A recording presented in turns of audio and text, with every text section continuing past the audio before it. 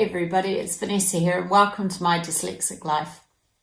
Today I want to talk about naivety and whether you think dyslexics are naive and whether you think that's a good thing or not.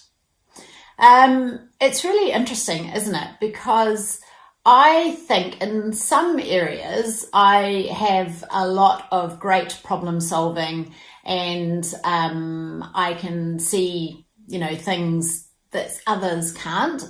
There's me tripping up over my words. I can see solutions that others can't. But I would say the flip side is I can be really quite naive. So let's have a think about that. I don't necessarily mean naive as in being completely innocent and unaware. I don't mean that.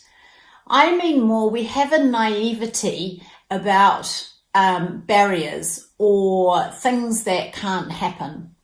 So, for instance, one of my dyslexic talents is I am often coming up with ideas, yeah? So I'll often go, I've got this great idea.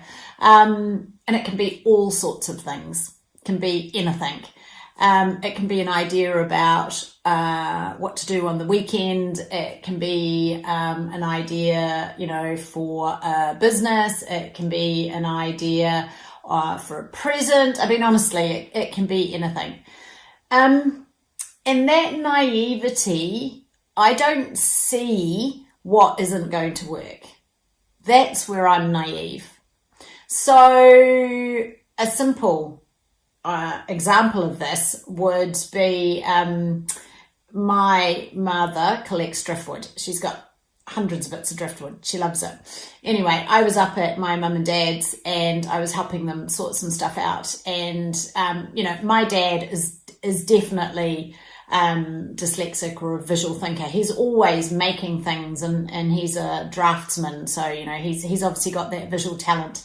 And he'd made this kind of sculpture out of the driftwood. And I was like, that's really cool, Dad. I really love it. And then he had all these other bits of driftwood. And I was like, what would be great is if we kind of made a sculpture and we had all the bits of driftwood standing vertically on top of each other. So immediately in my mind, I can just see all these bits of driftwood kind of piled up and it's this quite cool sculpture for the garden.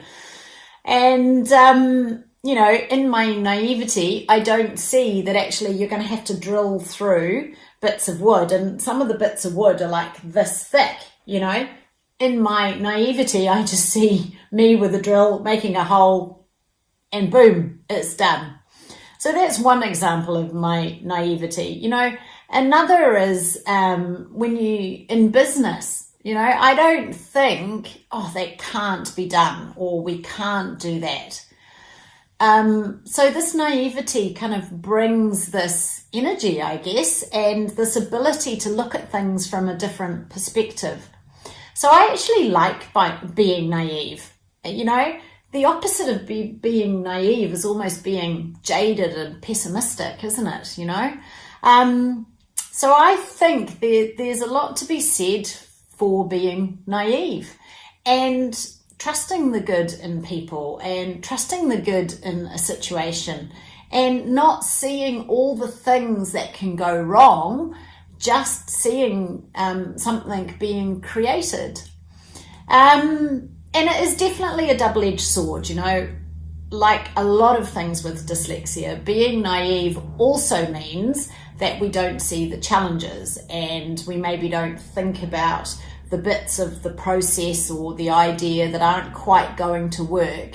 And we can often get despondent when we hit that bump or that problem. So that's the other side of being naive is potentially we don't see some of the challenges or problems. But I still truly believe that being naive is a good thing. So I'd be really interested to hear what you guys think, what you think about naivety, and if you think it is a good thing. And also, as a dyslexic, do you feel a little bit naive? And as I've said, it's not necessarily about being innocent in situations. It's not that I'm talking about, but I'm talking about that naivety as a way of seeing what's possible and believing it's possible. So I'm learning, as you know, I learn to manage my dyslexia, that my naivety can be great, but what I'm also learning to do is when my naivety takes me off on a path that probably isn't going to work out, I'm getting much better at just letting that go and not taking it so personally, or not getting so upset when things don't work out. That's definitely been a journey that I've had to go on. So I hope you've enjoyed this week's My Dyslexic Life, and let me know in the comments if you think you're naive and if you think it's a good thing. See ya!